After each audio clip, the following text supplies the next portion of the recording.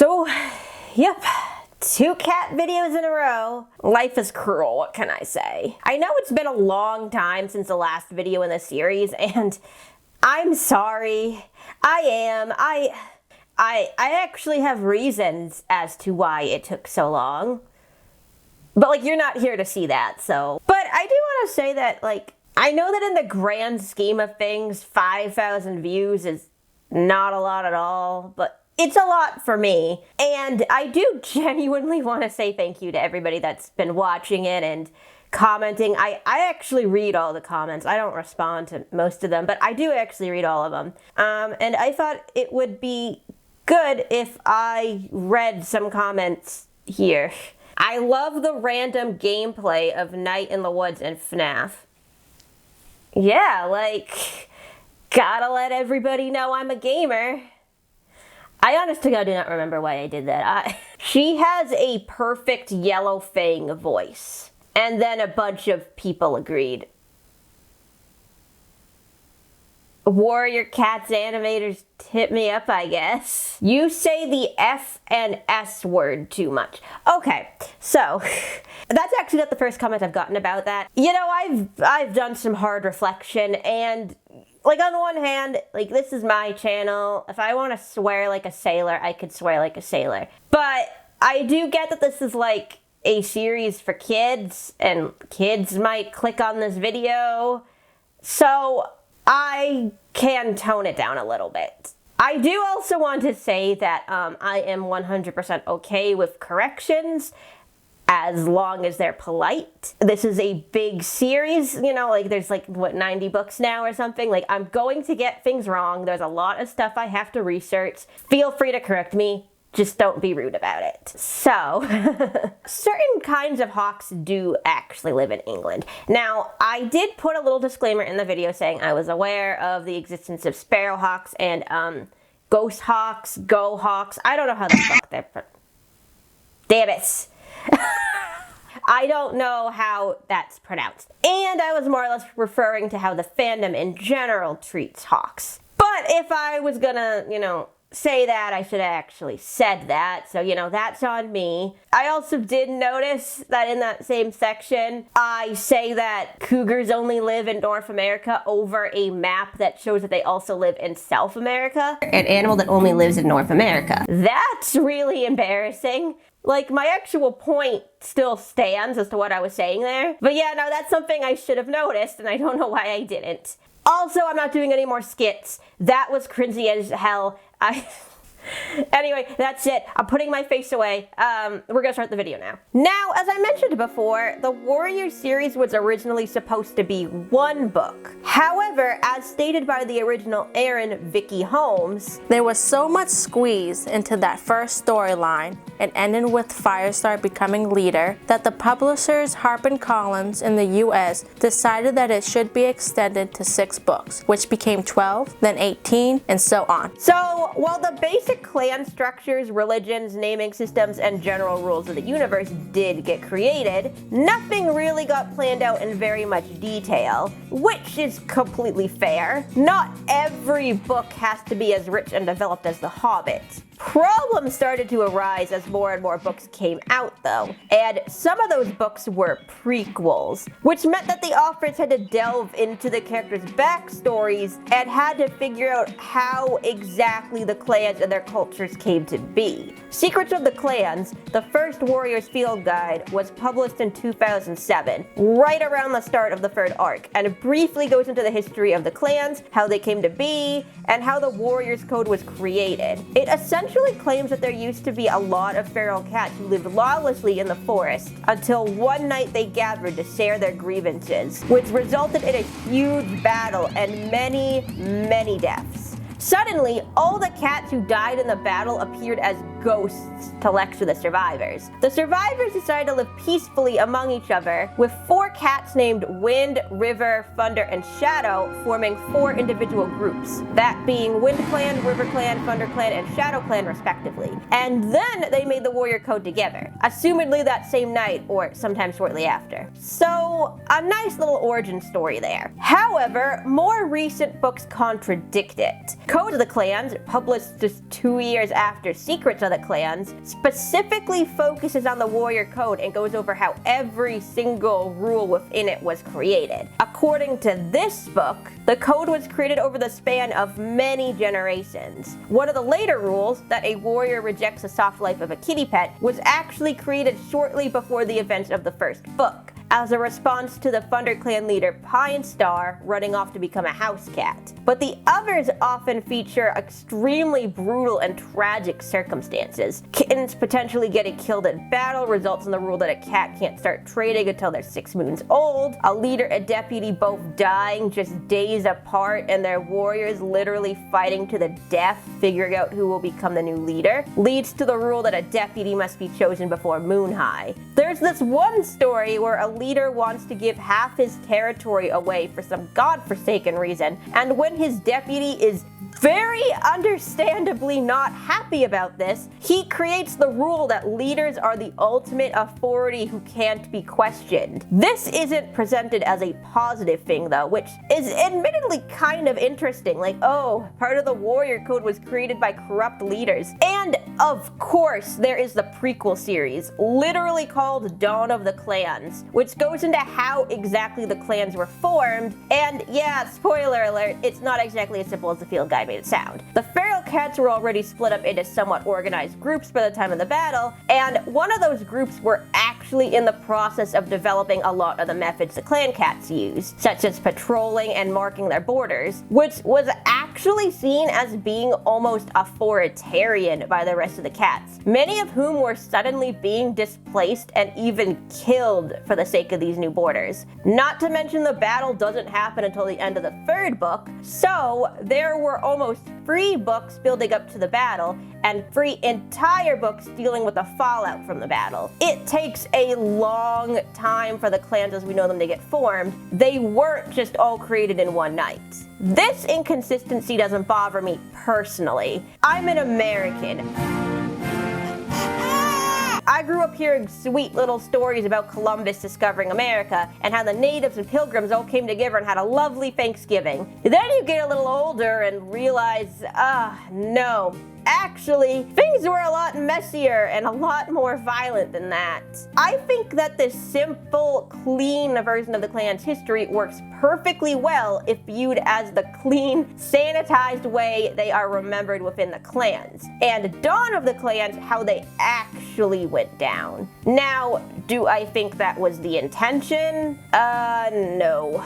Odds are the author of the original field guide had to quickly make up an origin story, and then when it came to actually creating the prequel series, the authors built upon and fleshed out what was already there. Secrets of the Clans is barely considered canon at this point. Even going on the wiki, you can see that any article that focuses on a character from Secrets of the Clans has the disclaimer that the information probably isn't accurate anymore and shouldn't be trusted. Which is kind of hilarious, but also a little sad because there's some stuff in this field guide that you don't really see anywhere else in the series, such as the legends of Lion Clan, Tiger Clan, and Leopard Clan. 3 clans of big cats who ruled the forest long ago. Don't ask me how British strays know what lions and tigers are. I don't know. Actually, fun fact, Tiger Claw was originally supposed to be called Hammer Claw until it was realized that cats wouldn't know what a hammer is. I'm not sure Tiger is the more realistic option, but The 3 legendary clans get brief mentions in the first few books, with characters explaining what they are, but never telling any of the actual stories about them. And then in the darkest hour, Tigerstar attempts to create his own Tiger Clan, with Firestar and Tallstar creating Lion Clan in response. After the first series though, they are hardly ever mentioned again. Secrets of the Clans is, to my knowledge, the only book in this whole series that actually delves into the 3 legendary clans. It has a story for each of the legendary clans, but they're pretty simple fables, nothing particularly interesting. I've definitely seen people express how disappointing it is that the clans don't have any interesting folklore, and the Redux has actually gone out of its way to create a whole slew of legends, including an origin story for the world and an ancient trickster god. But I don't know, I was never bothered by this. lore and legends and backstory are all great things, but aren't necessary when it comes to a story. To me, at least, if a story is compelling and has interesting ideas and characters, that is more than enough. And if it doesn't, well, lore isn't going to save it. If you read a fantasy story and all you take away from it was, I wish it had better lore, then it was probably a pretty bad story, because that means that what was already there wasn't enough to keep your attention. I've seen this attitude extend to other parts of the series that are much better established. A pretty common one is the naming system. You'd think that there would be an in-world explanation for Sandpaw to be given the name Sandstorm. Like, why Storm out of every other name? Maybe the name Storm symbolizes something about her strength or character or something like that, but no. A few characters get explanations for their names, but you kind of get the sense that the leaders just sort of make it up as they go along. For example, in one book, the name Heart was used for spirit and loyalty, and in another, it was used for remembrance. This bothered a lot of fans, and I do understand. The naming system is kind of genius in a way. It's unique to the clan's culture, shows off the character's rank, and is simple and open-ended enough for a child to use themselves. But unfortunately, they didn't take the next step. They didn't think to give reasons for the names the characters were given, so it's lacking in any real depth. In an attempt to rectify this, fans of the series came up with what is known as traditional naming. Basically, a bunch of fans went through all, or most of the suffixes in the original series, along with a lot of the original prefixes, and assigned a meaning to them. So, under traditional naming, the prefixes refer to appearance, and the suffixes refer to skills or character traits. So, sand refers to a golden colored cat, and the storm suffix refers to a cat with drastic mood shifts. So, sandstorm would be a moody gold cat. This makes sense, and a lot of the other meanings they gave to the names make sense too. The tail name refers to agility, foot refers to speed, cloud refers to calmness, etc. I really like this. I want to make that clear because I'm about to get pretty critical, but I like traditional naming. I mess around with it whenever I have a crazy Friday night and start making warrior cat OCs. And if anything I've said has interested you so far, you should go check out the Tumblr blog Aileronomy.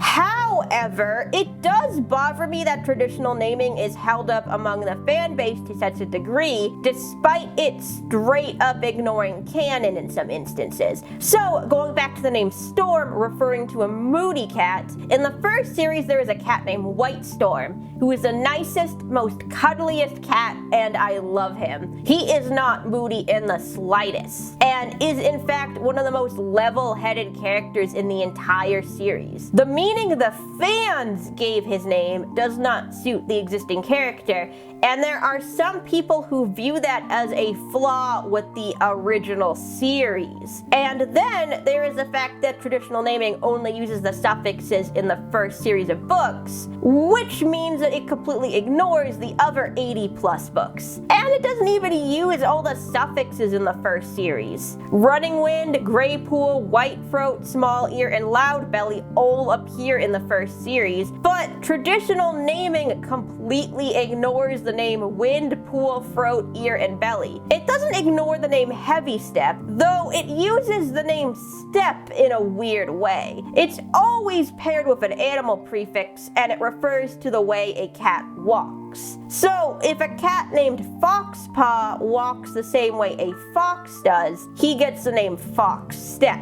Because, yeah, that makes sense with the originator clearly being a joke. Speaking of joke names, the name Nose is used in traditional naming to mean one who is good at tracking, and the only time the name Nose appears in the original series is through Running Nose, which is so clearly a joke name, and also his main character trait is that his nose is always either stuffed or runny. So I doubt he has any tracking skill whatsoever. Traditional naming also bans using the name sun or moon, since the sun and the moon have such significance to the clans, and as such would be holy names that the clans wouldn't allow. And a huge amount of the fan base, even those who don't use traditional naming, agree with this. This seems to come from one of the authors, Vicky Holmes, who apparently regretted giving Blue Star's mother the name Moonflower. You'll notice that we shy away from using sun or moon in any names because these objects, particularly moon, have special significance for the clans. Early on, we decided that the name moon shouldn't be used by clan cats, not because it would insult Star Clan, but because it would imply that a particular cat had more beauty and significance than its clanmates. However, a couple of references crept into Blue Star's mother being called Moonflower, most notably in Secrets of the Clan. Although I tried to change this to Dustflower in the website Q&A, there was a general feeling when we came to Blue Star's prophecy that we should go with the name that had appeared in the previous books. So uniquely and kind of by accident, Blue Star's mother is indeed Moonflower. See, this is not something I personally agree with. Like, yeah, the sun and the moon are important to the clans, but like, in real life, we have people named Jesus or Jesus, Christian, Muhammad, Jude, Angel. My name is literally Grace, and it's not just because my parents thought it was pretty, but obviously the cats have a different culture than us. If that's what they believe in, then I am completely fine with that. Unfortunately, it never appears in the actual books. No one ever mentions that Moonflower has a taboo name, no one ever tells a new mother not to name her pretty golden sun Sunkit, and most importantly, Sunfist, Sunstrike, Amber Moon, Harvey Moon, Sunbeam, and Sunny Pelt are all introduced after the author said that Sun and Moon were taboo names. Add Vicky contradicting herself by saying that she never said the sun was sacred. Although we give a lot of thought to new names, we don't have a system that's cast in stone. So I can't give you a secret formula or the absolute rules for acceptable, unacceptable names. Sun has never been mentioned as a sacred prefix. It's just not very common. It's not canon at all. Same thing with cats having the same names as clans. Most people consider that taboo because it would be disrespectful to name your kitten Thunderkit when ThunderClan is right there. And yeah, that would be a cool piece of lore, but it's not portrayed in the books at all. There are cats named Running Wind, Scorch Wind, Wind Flight, wow, one clearly got disrespected, and Shadow Sight, and no one in the books ever says how disrespectful their names are. As far as I could tell, this didn't come from the authors, this is entirely from fans. And don't get me wrong, I'm not trying to defend the books here because it does become obvious from simply reading the text that certain aspects of the naming system weren't thought out very well. So there's this one character named Yellowfang, right? She's introduced in Into the Wild, and it specifically said that she is a dark gray cat with rotting yellow teeth that poke out of her mouth. The name Yellowfang suits her well, but it doesn't make sense that she would be given the name Yellow at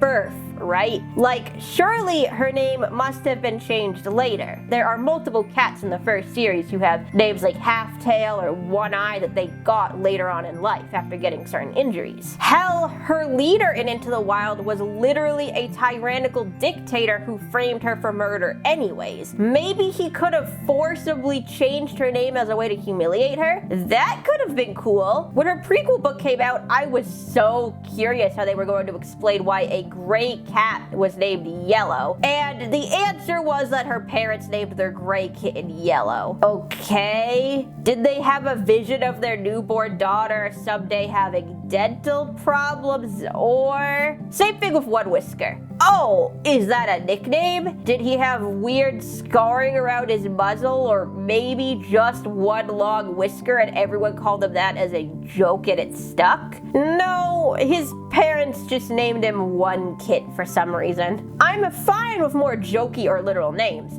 I am. it's a kids series. But it's pretty clear to me that they thought of these names early in the series, didn't think through the implications of how they worked within the system they created, and then didn't bother to come up with an explanation when the need arose. The thing is though, as annoyed as I am with this, it doesn't actually contradict any of the rules set forth in the books. In fact, the names in the books have no rules, and the authors are very, very open about this fact. All kits are called something kit until they are made apprentices at 6 moons old. When they become something paw, 6 moons later or thereabouts, they get their full warrior name, which will be based on a characteristic, habit, or physical impairment for the most part. The first part of their name is often a hint of this too. As far as I know, we've never changed our way of naming cats. There wasn't really a set standard. Remember that when we started writing these, we never thought that we would go so big. And so we were flying by the seat of our pants, you might say. So while names like Sneeze Cloud, or Twig Branch, or Flip Claw, or Fidget Flake, or Whisker Nose might be weird as hell, they technically do fit into the Warriors universe and do not contradict anything in it. I do think it's a shame that the writers never went deeper with it, and that the fans took the time and effort to flesh out something that really should have been fleshed out in the books. But it isn't something I would consider to be a deep flaw. It's really just a missed opportunity. But poor world building does have deeper consequences than just a missed chance of added depth. Sometimes they do have implications. Okay, so in Into the Wild, there are 5 main apprentices: Firepaw, Greypaw, Sandpaw, Dustpaw, and Ravenpaw. They grow up to be Firestar, Greystripe, Sandstorm, Dustpelt, and, well, Ravenpaw's name never changes. He's just Ravenpaw. For these characters' entire lives, they are very much involved in the story, even when the narrative shifts to focus on the younger generations. Firestar becomes leader and has kids with Sandstorm. Greystripe gets kidnapped and learns to love again. Dustpelt has like 20 kids and his granddaughter has freaky hearing powers. Even Ravenpaw, who was left behind when the clans went to Lake, continued to have stories written about him. Obviously, Firestar was born outside the clans, but the other 4 are very prominent characters from a very closed-off community where breeding outside the border is forbidden, and where every single character within that community are a part of the story in some way. Logic dictates we should know something about their families. But shockingly enough, it never comes up. Greystripe mentions his mother once, and I remember being captivated by this line as a child. Like, who? Who is your mother? Which one of these cats is it? Is she dead?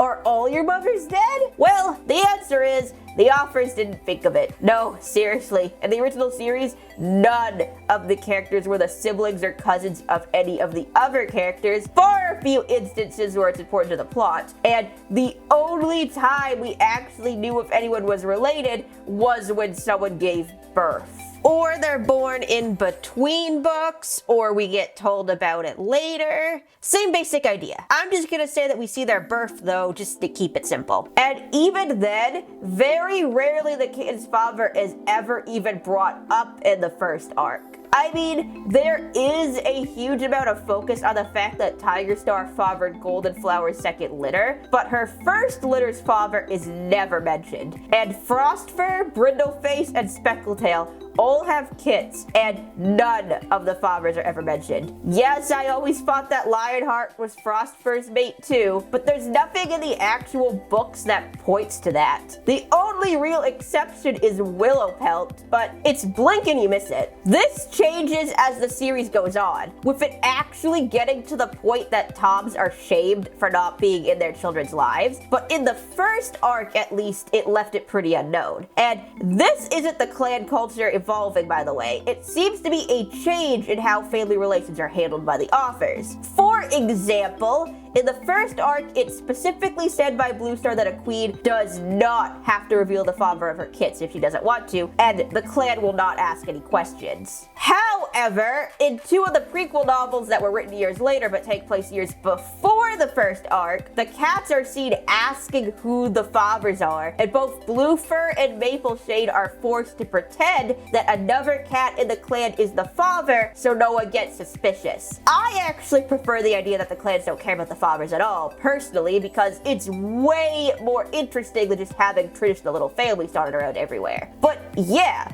the approaches taken in the newer books versus the later books are definitely inconsistent. But even outside the fathers, the familial bonds among the minor characters in the first arc were rarely portrayed. Cinderpelt and Brightheart were both part of Frostfur's litter, and Cinderpelt is the medicine cat when Brightheart sustains her horrific injuries and is the one who takes care of her throughout her recovery. Do you know how many times the fact that they're sisters comes up during this part? 0. And Brightheart's mother and brothers never have anything to say on her behalf. Her boyfriend, Cloudtail, is the only one who ever sticks up for her. And it's funny, there's an entire side story about how lonely Fireheart feels because he's the only cat in ThunderClan without any familial bonds, but they never say what any of the familial bonds are. The authors just made up a bunch of cats and did not give any thought to who was related to who. And fair enough for a single book. But for an entire series, where the characters all live in a closed-off community where everyone is breeding with each other, and you're starting to do prequels, like, oh boy, you guys better come up with something fast.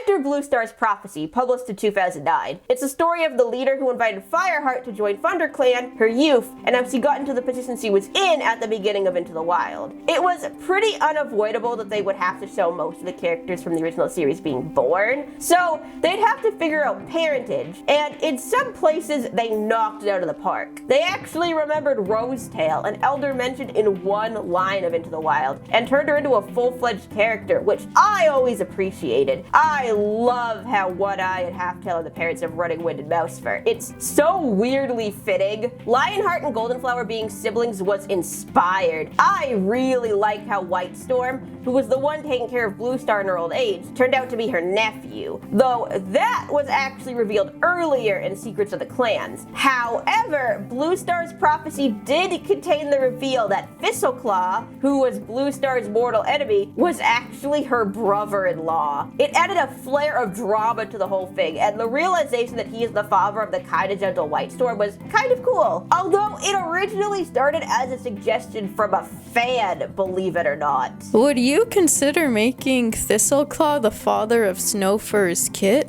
Wow, brilliant idea! I think this might just be possible. Either way though, lots of really cool stuff in this book, at least in this very specific aspect. But then, I was so excited to find out who the parents of the 4 apprentices were. It was honestly my biggest question going into this book. We get to the end, Bluestar gets her 9 lives and officially becomes leader, and then we skip ahead to when Into the Wild starts. It's been several years, almost the entirety of her reign as leader, in a book specifically about her becoming leader. We don't get to see her struggling with her new responsibilities or why she chose Redtail as deputy or anything. Maybe I'm alone in being bothered by that, I don't know. But honestly, as a kid, I was way more annoyed that when we jump forward, all the apprentices who I wanted to see being born are already well into their training. And they don't even mention who gave birth to them. They do that thing again where they vaguely allude to one of their mothers without saying who it is. What's really funny though is that this book actually introduces an orange kitty pet named Jake, who had been alluded to in The Rise of Scourge just a month earlier, and is heavily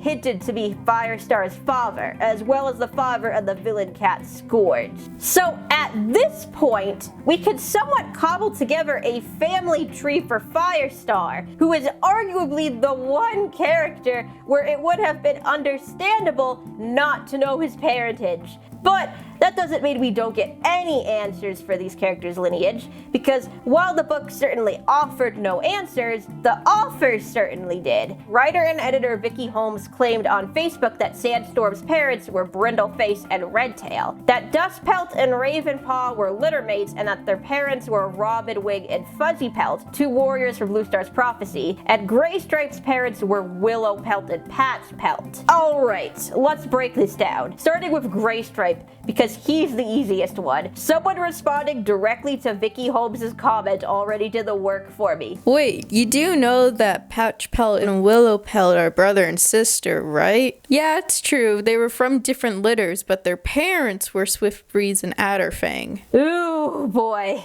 So, in the beginning of Blue Star's prophecy, we are introduced to Swiftbreeze and Adderfang's first litter, Patch Kit and Leopard Kit. And in the middle, we're introduced to their second litter, Red Kit, Spotted Kit, and Willow Kit. So, yeah, Vicky Holmes has accidentally made one of their main characters in her children's book series a straight-up incest baby. Alright, let's hop over to Dustpelt and Ravenpaw. Now, fortunately, not much is known about their parents. Robinwing and Fuzzypelt are introduced as adults, and the earliest we get to see them is as apprentices. So they probably aren't siblings, but we do get to see some of the kittens they have, and they have quite a few. Somewhere in the middle of Blue Star's prophecy, they give birth to Frost Kit and Brindle Kit, who grew up into Frostfur and Brindleface respectively. And then, I guess according to Vicky, they later had Dustpelt and Ravenpaw. Fast forward to Into the Wild, Brindleface gives birth to two kittens, Fern Kit and Ash Kit,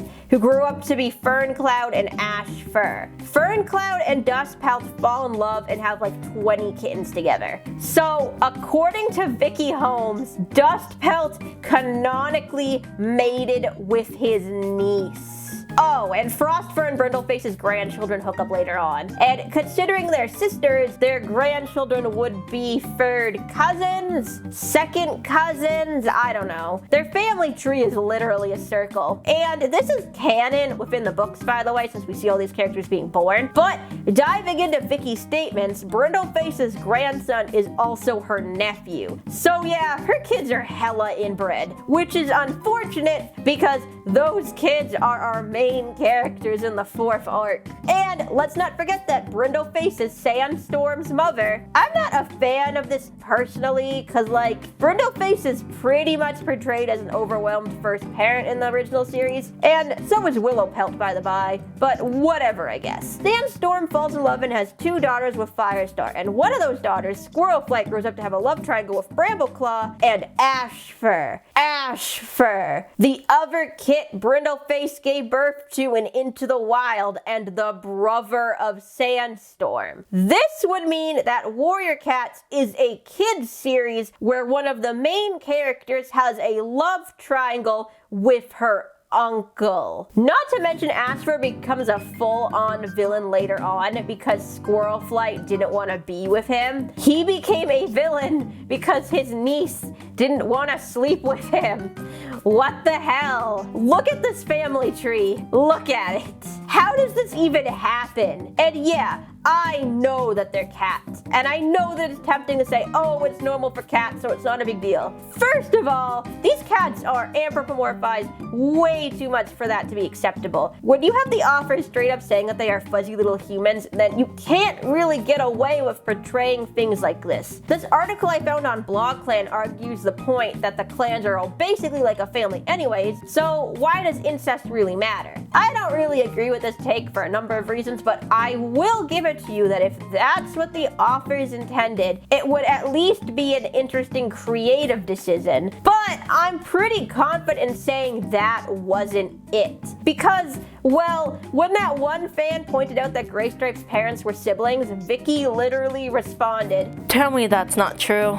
Oh no. About her own characters. Another example of this is that the Warrior Cats wiki used to have the interesting fact that Vicky Holmes originally intended on making Rose Petal and Foxleaf mates, until her editor pointed out that they were related. He is her uncle, which I can't believe is a reoccurring theme in this video, but here we go. Now, unfortunately, Unfortunately, it looks like the post where she said that has been removed, which is probably why it's not on the wiki anymore. So I can't technically prove that this happened. Fortunately though, the Warrior Cats website updated the family tree somewhat recently, and wow. If you want the perfect visual for how convoluted things have gotten over the years, here you go. Trying to navigate our way through here, we get to see that Patchpelt has been removed from being Graystripe's father. Graystripe's the one character on this entire family tree who doesn't have a father. That's hyperbole. I know there are other cats who don't have fathers. Please don't come. Except for Sandstorm. They decided to fix the creepy Uncle Ashfur problem by just deciding that Sandstorm has no family now. These are main characters, and their lineage was messed up so bad that it was better to just decide that they don't have families anymore. Dustpelt's still hooked up with his niece though. I guess there's no fixing that one. Also, I've been working on this video so long that they put out Graystripe's vow, and it says that Ravenpaw and Frostfur are siblings, meaning that it's finally canon in the books. Maybe that's why they didn't try to fix Dustpelt hooking up with his niece in the family tree. I don't know. I don't mean to sit here on my judgmental high horse and look down on this series for being a complete mess, because I do love it with all my heart. This isn't like Warrior Cats is garbage and here's why or anything like that. But for real, if they had just sat down and made a family tree, this would have been an issue. Here's a terrible one I made that's pretty heteronormative, and I had to make up some cats, but there's virtually no incest at all. I think, feel free to correct me. I think really what this all points to is a lack of planning on the author's part, which again is a shame. However, while there are a lot of gross implications, most of them come from the supplementary material. I know the wiki counts the family tree as being canon, but a lot of this stuff never appeared in the actual books. If you only read the books, would you have even questioned any of this? I can't answer that because I obviously spent my time looking at Warrior Cat's resources online, but I think it's likely that a lot of people wouldn't have. And in that way, does any of this really matter? Well, the thing is, as minor and nitpicky as some of these points may be, they do actually point to a bigger problem within the Warrior series as a whole. Because the lack of planning isn't just in the world building. It isn't just in the lore. It spills out into the rest of the series too. So join me for the next video in like 10 years of the rate this thing is going, where I go through the entire Warrior series with a fine-tooth comb and point out every single little mistake. I need to make some friends.